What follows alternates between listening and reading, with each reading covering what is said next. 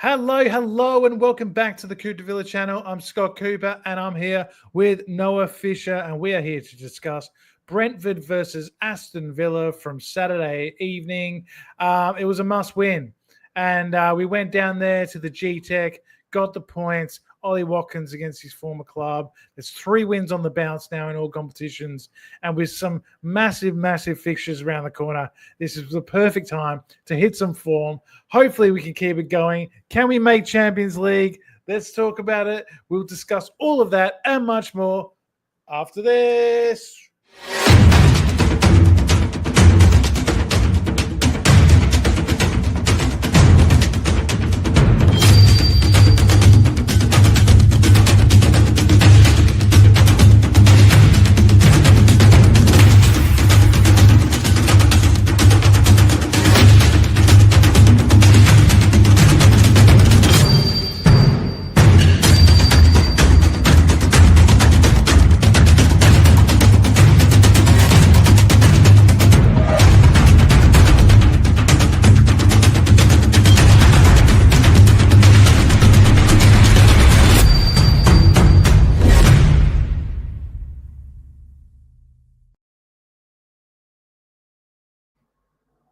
And welcome back to Coupe de Villa Live for another week. Noah, it was another 3 points. We are going well. It was a really good performance, I thought, defensive performance especially. We had the clean sheet. Robert Olsen, what a man. It's just unbelievable sort of time. It's so exciting to be a Villa fan now. We seem to have sort of put that Crystal Palace debacle behind us, and 3 wins now on the bounce. Bruges round the corner on Wednesday night. Really exciting, and just this performance was a performance that I hadn't seen for Villa maybe all season. Just digging in, doing what we need to do, professional, backs to the wall at times, but look pretty good going forward at times as well, and got the all-important goal, Ollie Watkins. But those back 5, unbelievable. Just great defensive performance. Yeah, it was a Unai Emery classic away performance in that first season. He came in, just get the job done, get in and out. 3 points. Ollie Watkins now 3 goals off overtaking Agbonlahor as our all-time Premier League leading goal scorer. That'd be great when that happens. Obviously, I do love Gabby, but a club size of Aston Villa, I know the Premier League started in 92, and that's not all the stats, but it'd be nice to get a new leading goal scorer in the Premier League. And that back 5, the whole team, Scott, but the back 5, Disasi, Mings, it just works so well. And then Cat obviously came on, and it's a good problem to have, and it's going to be great going forward. I know it's a couple of weeks off in the Premier League now, but some big games around the corner. Well, that's it, and especially with some of the other results, and that we had to win this game, and we managed to do it. And that's really all that matters. I think going into the game, I think we were all a bit worried about Villa's form, post-Champions League matches. It had been a bit of a concern. We had only won 1 out of 8, I think, going into this match. And, Brentford away is never easy, even, if you have a whole week to prepare. But, being sandwiched between these 2 quarterfinal Champions League matches against Bruges, it was always going to be a tough one. And I think, I think that Unai, set us up, maybe a little bit more conservative than usual, just in terms of, we were playing maybe a little bit deeper, a little bit more sort of, solid at the back and a little bit more compact. And I think that worked well. And, very often he does this, that, we kind of, want to be solid for the first hour, and then unleash the subs and go for it.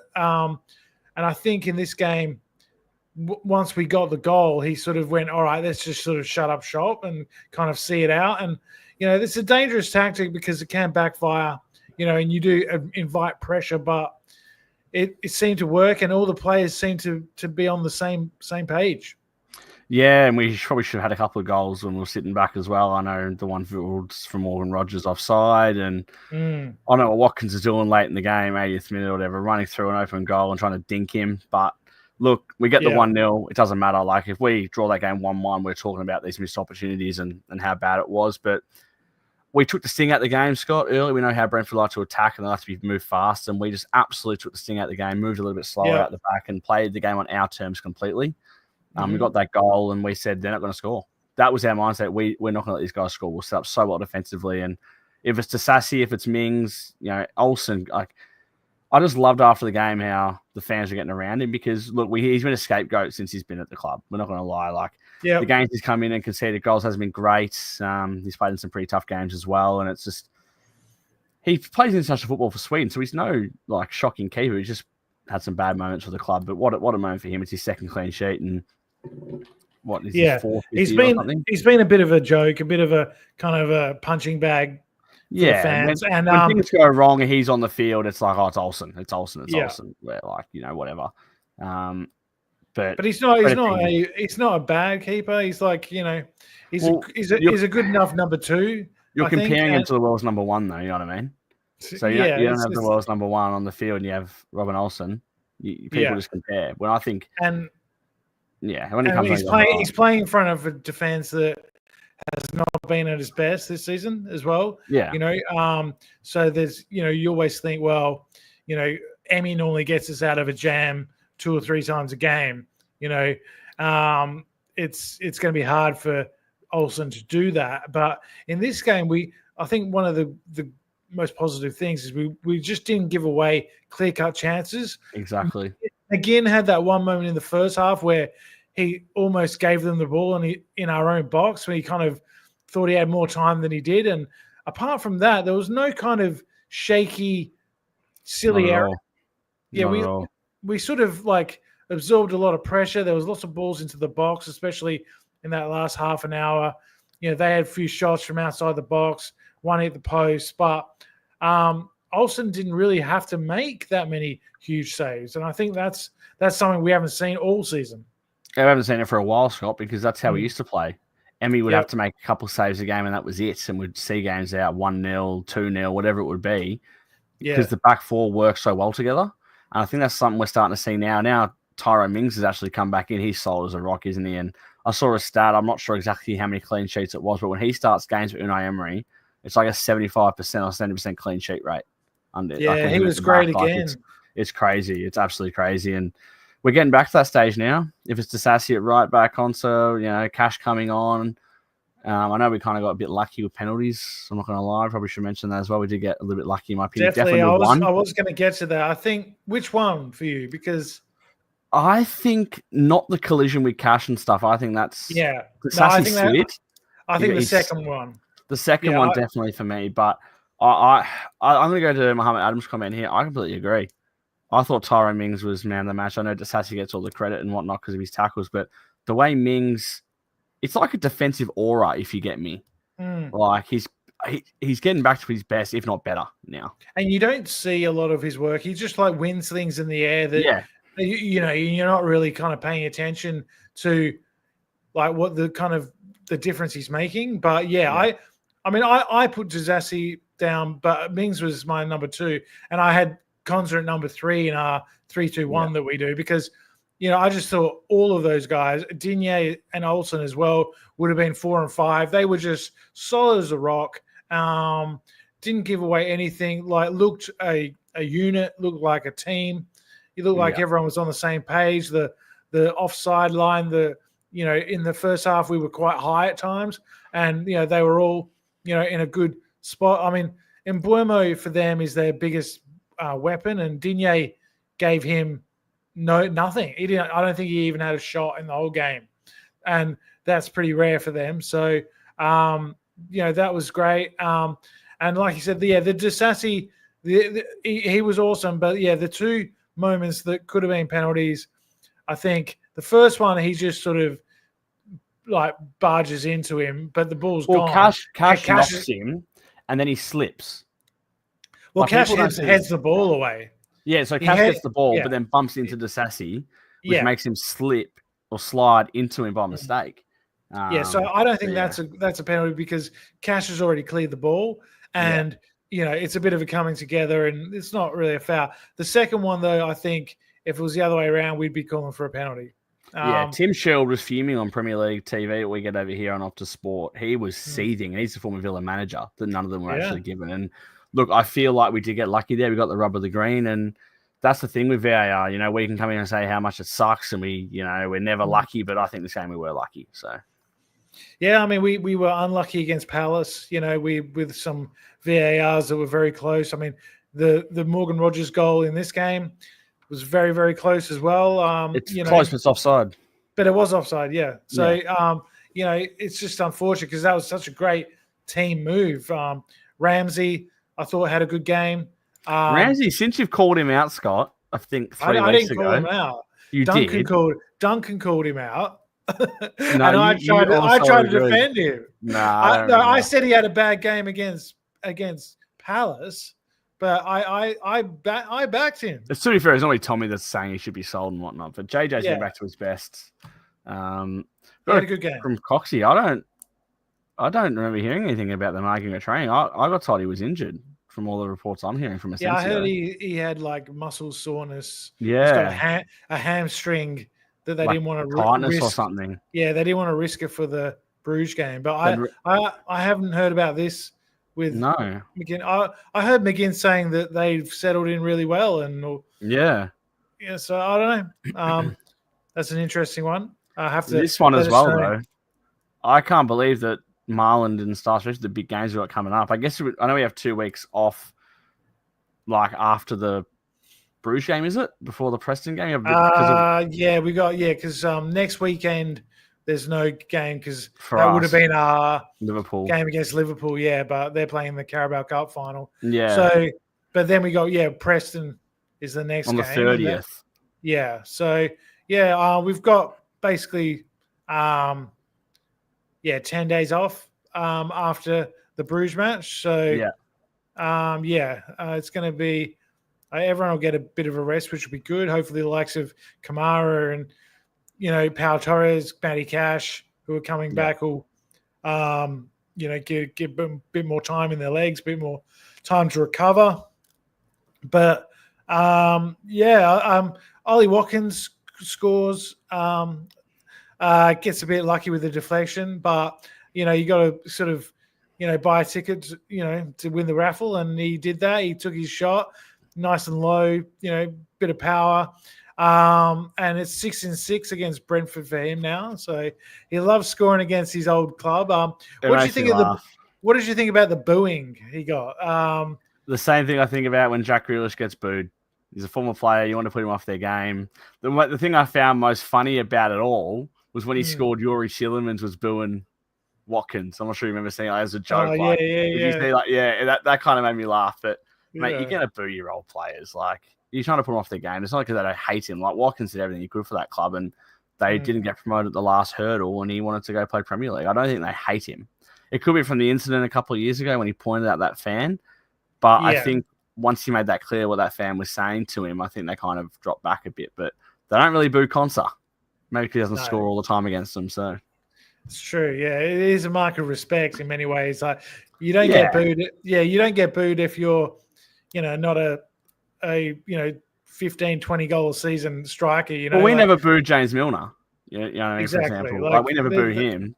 Yeah, and I think he takes it well. He doesn't, over celebrate in their face like he did that one celebration, like you were speaking about. But that was aimed at one guy who was giving him grief all game, and he made that very clear in the media afterwards. He respects Brentford. He likes the fans. He likes the club.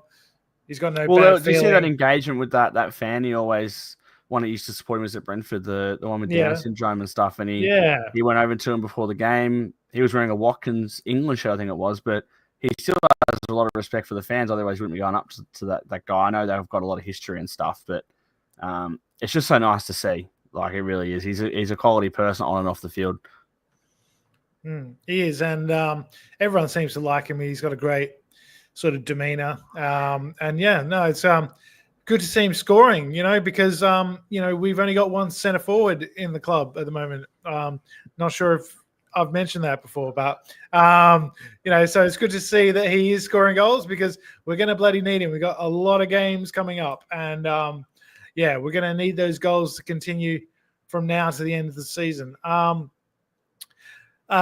else happened in this game of note? I think what we saw Rashford start, and he found it a bit difficult. Sorry, he came on. He came on. Half. He came on, yeah. And he sort of found it a bit difficult. We were under the cosh a bit in that second half, and he huffed and puffed though, didn't he? Like he does have a crack. Generally has a good crack. But what I would say is like he gives us good width on that side, and I think we've been lacking that because we've been playing at times this season, Ramsey and McGinn in those sort of positions, or Rodgers. And when we do that, we're very narrow. We're very it gets a bit crowded, especially against clubs with small pitches like at the GTEC. So I'm really liking the way Rashford is like spreading out the team, and he's getting sort of one-on-one with the defenders. Bailey's starting to show a bit of that on the other side as well. I thought he had a better game as well than he has been showing. He's growing into it, isn't he? He really is growing into it. And the thing is, right, Emery trusts him. He's not starting Daniel Marlon. He's starting Leon Bailey because of what Emery knows he can do.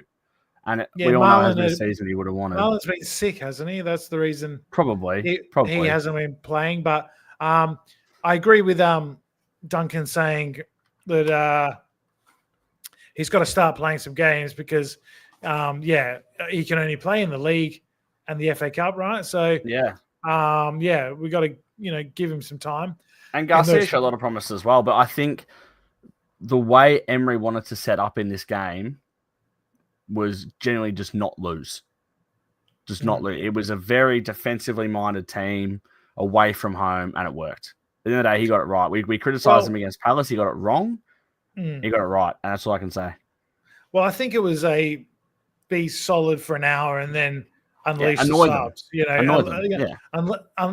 knew that compared to Brentford, we got a much stronger bench, and if we can frustrate them for large periods and then release the cavalry, just like go for it, bring on the likes of Rashford, the likes of Marlon or whoever else. But once we got the goal, we didn't need to do that. We could sort of play a bit more of a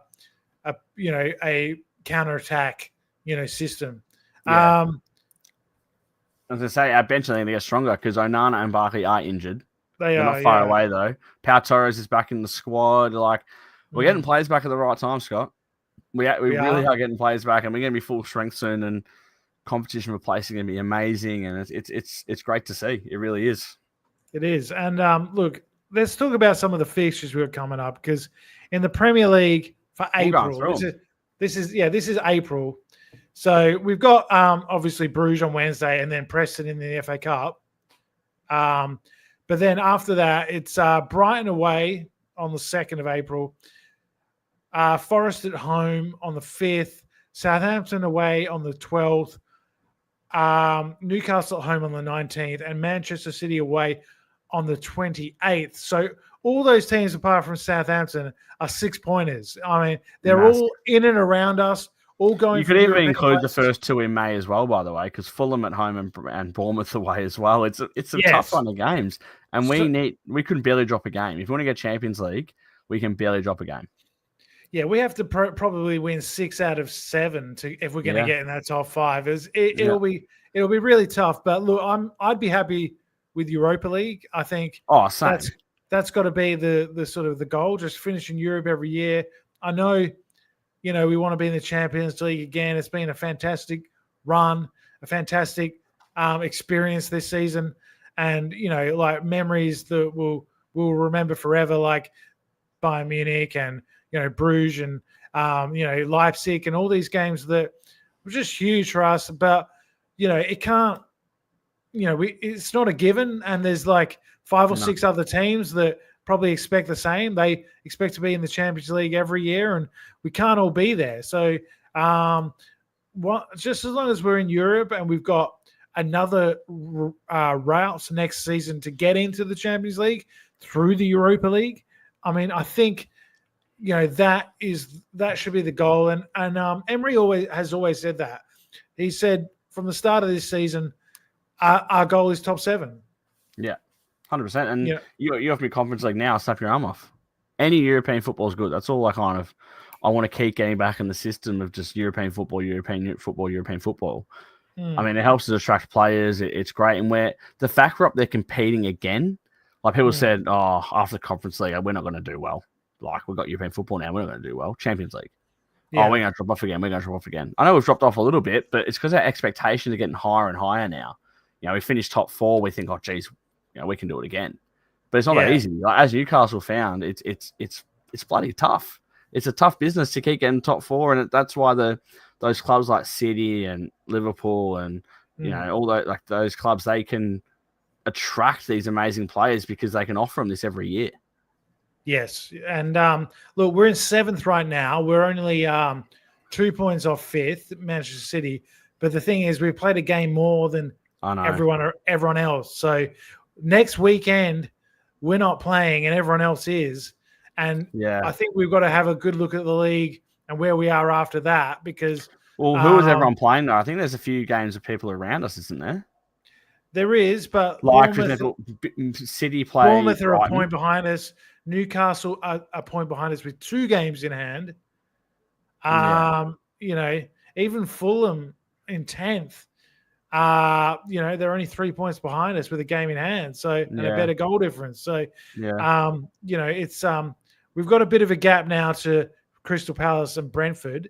That win was big for that, but not everyone in that top 10 is going to qualify for Europe unless there's some freakish thing where we win the Champions League, Spurs win the Europa League or something like that, and then there is a mathematical chance. But I think realistically, you've top 8. I think will be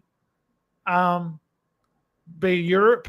Yeah. So if we could, I mean personally, I don't want Conference League. I want Europa League because absolutely, that gives you that Champions League chance, and Emery is the Europa League king as well. You've got to remember that he's won it 4 times, more than any other manager. So, I mean, as Mohamed Adam here, if we get Europa League, we can win it. Exactly, and look, and it's it's not like.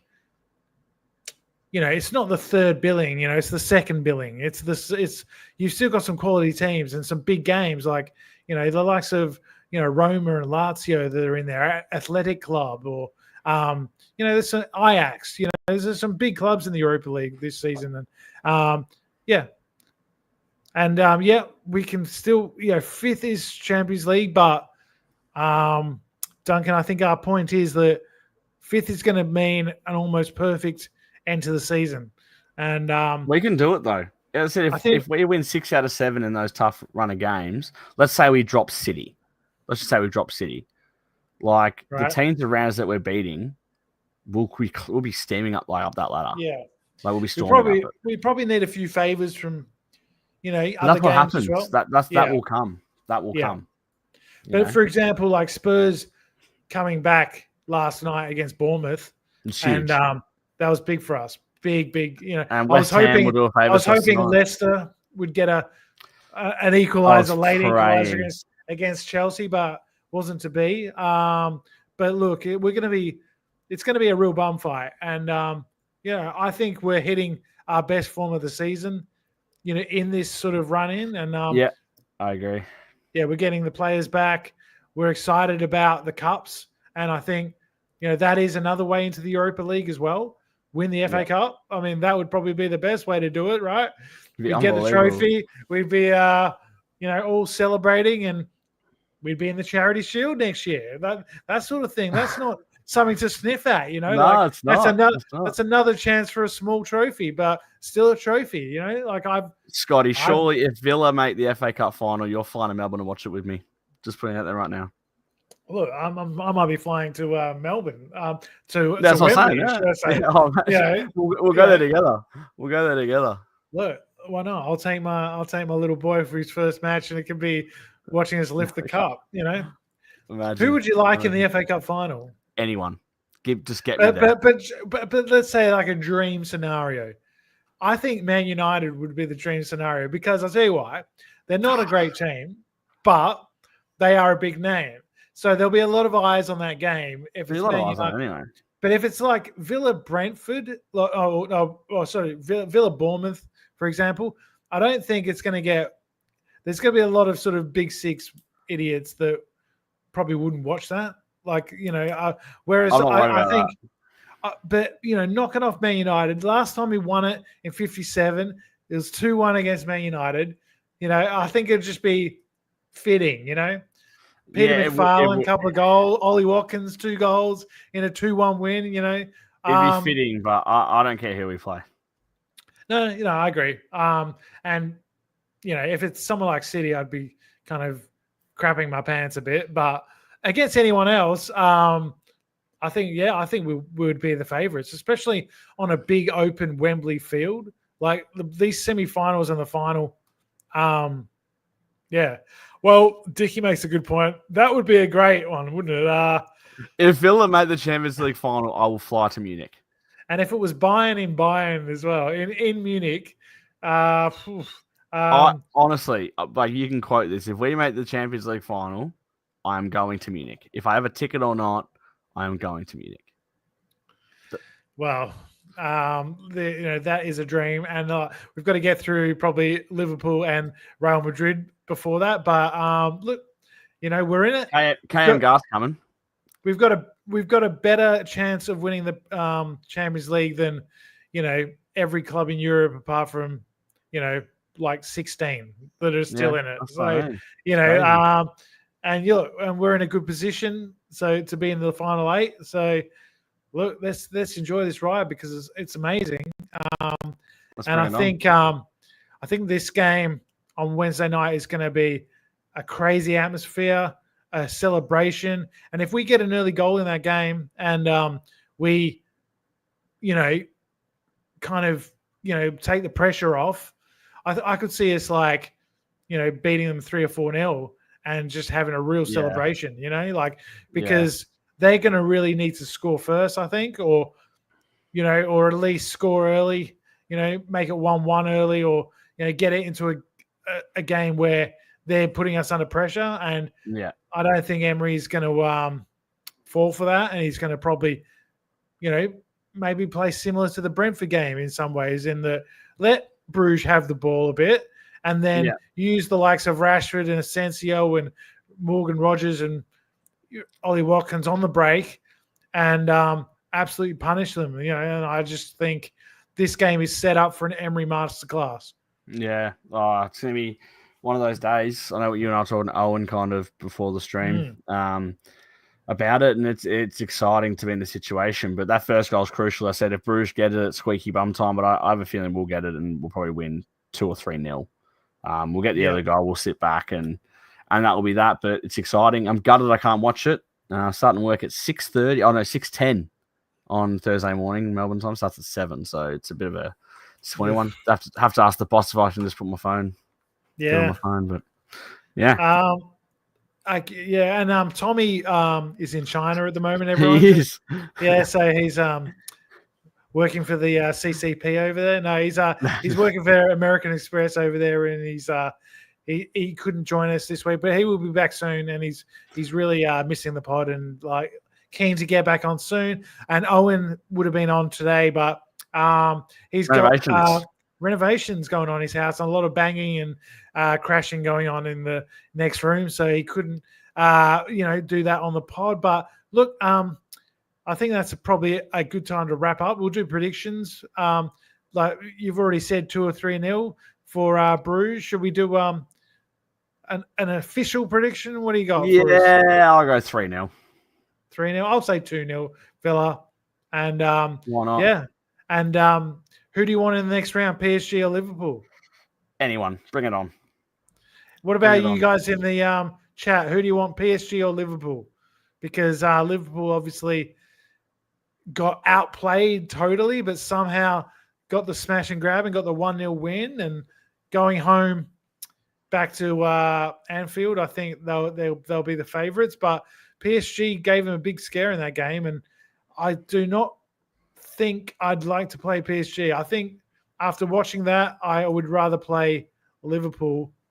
And I think, everyone seems to be kind of agreeing in the chat.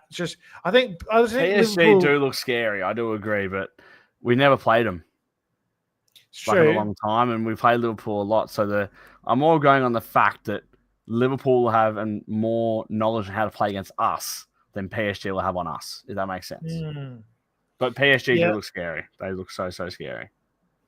Yeah, well, we'll have to wait and see. That'll be on Tuesday night, that game. So I'll be keeping an eye on that one for sure. Yeah, I can watch that one. So, yeah, nice. That's going to be scary. All right, well, we'll be back after the Bruges game, everyone. So up the Villa, please enjoy this ride. Please like and subscribe to the channel if you haven't already. Let's get the subs up. Get the subs up. Come on. Tell everyone about it because we've got so many games coming up, and it's very exciting time for all Villa fans out there. So, big up the Villa. Looking forward to Wednesday night, and we will see you after that. Up the Villa. See you later. We'll catch you next time.